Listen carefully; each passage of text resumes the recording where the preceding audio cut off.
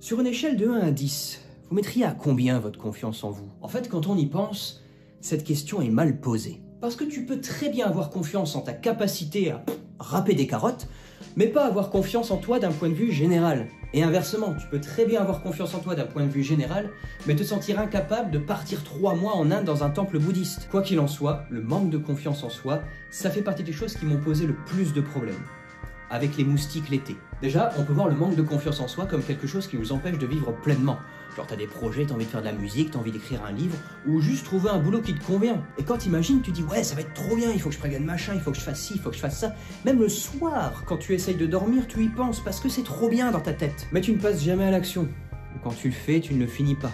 Parce que tu ne te sens pas légitime. Parce qu'au fond, soit t'as peur d'échouer, soit t'as peur de ce que vont penser les autres, soit t'as peur de perdre ton temps. Et on arrive même à se convaincre que finalement c'était peut-être pas une bonne idée. Et là c'est le début d'une petite frustration, mais qui avec le temps va prendre de plus en plus de place, jusqu'à grandir, grandir et grandir et grandir encore. Bon ça on est d'accord, c'est pas la chose la plus cool du monde.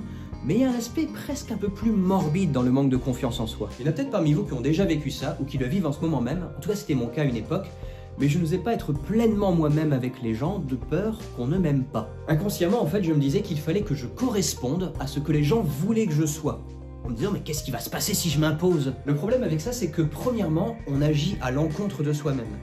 Deuxièmement, on ne responsabilise pas les gens, alors que les gens qui nous aiment, ils nous aimeront, quoi qu'il arrive. Et troisièmement, on oublie qui on est.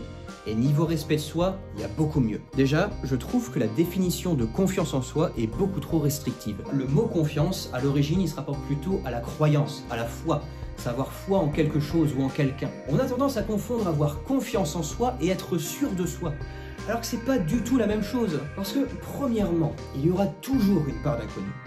Deuxièmement, on ne pourra jamais tout maîtriser. Donc on ne pourra jamais être sûr de soi.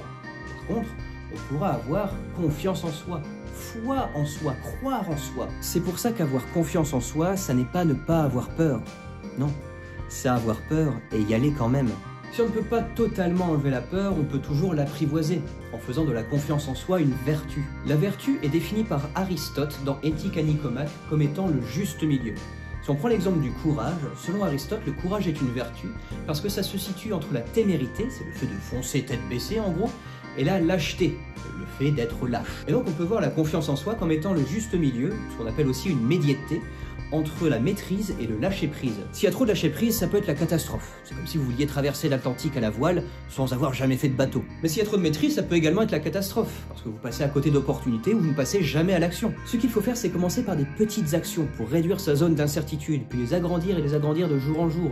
Comme ça, votre zone d'influence, elle va augmenter. C'est un peu comme quand on apprend à nager. On commence dans le petit bain, on fait les gestes des bras, ensuite les jambes avant d'aller dans le grand bain. Et ce qui est fou, c'est qu'une fois qu'on sait nager, on n'arrive même plus à penser au moment où on ne savait pas nager. Avoir confiance en soi, c'est également avoir confiance en autrui. Ce que je vous invite à faire, c'est vous créer un cocon relationnel, dans lequel vous allez oser être vous-même. Parce que avoir peur d'être soi-même, c'est une chose, mais être entouré de personnes qui nous empêchent d'être nous-mêmes, c'est une autre chose. Parce qu'admettons que ton projet ce soit de faire du théâtre, et que tu l'annonces fièrement à tes amis, et que tu dises « Mais non, enfin voyons, t'es nul à chier », c'est que c'est le moment de faire le tri dans tes relations. Parce que comme je l'ai dit précédemment, les gens qui nous aiment, ils nous aimeront quoi qu'on fasse. Dis-toi aussi que tout n'est que changement. Le moi immuable et inchangeable n'existe pas. Nous avons certes une part de déterminisme en nous, mais nous avons aussi une marge de manœuvre. Et c'est ça qui peut faire toute la différence. C'est clair que se prendre des reproches de sa famille, de ses amis ou à l'école, ça n'aide pas à bien préparer l'avenir. Il y a de fortes chances pour qu'on se dise « je suis nul ». Mais étant donné que rien n'est figé, c'est ce que nous dit Héraclite quand il dit qu'on ne se baigne jamais 2 fois dans le même fleuve. Tout n'est que perpétuel changement. Donc on ne peut pas être nul, étant donné que nous ne sommes pas. Ce que je veux dire par là, c'est que si tu n'as pas confiance dans la personne que tu es maintenant, tu peux très bien avoir confiance dans la personne que tu vas devenir. Rien n'est figé. Si on résume, avoir confiance en soi, ça n'est pas être sûr de soi, parce qu'on ne sera jamais prêt à 100%. Il faut trouver la médiété entre le lâcher-prise et l'abandon. Pour ça, il faut avancer à tâtons. Il faut se créer un cocon relationnel pour qu'on puisse faire confiance aux autres et que les autres nous fassent confiance en retour. Puis surtout, garder en tête que rien n'est figé. Donc il est possible de changer.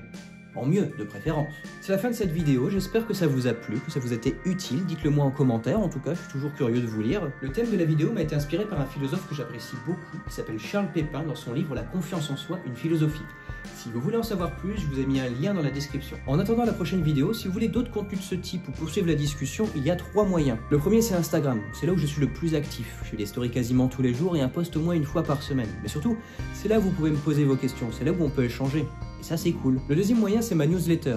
Tous les jeudis, j'envoie un mail avec une réflexion et je montre comment il est possible de mettre en pratique cette réflexion pour améliorer la vie quotidienne. Et enfin, le troisième moyen, c'est vraiment pour les plus motivés et les plus curieux d'entre vous, c'est de découvrir mon boulot. Et pour ça, je vous invite à aller faire un tour sur mon site dont le lien se trouve dans la description. Sur ce, je n'ai plus qu'une chose à vous dire. Bon futur!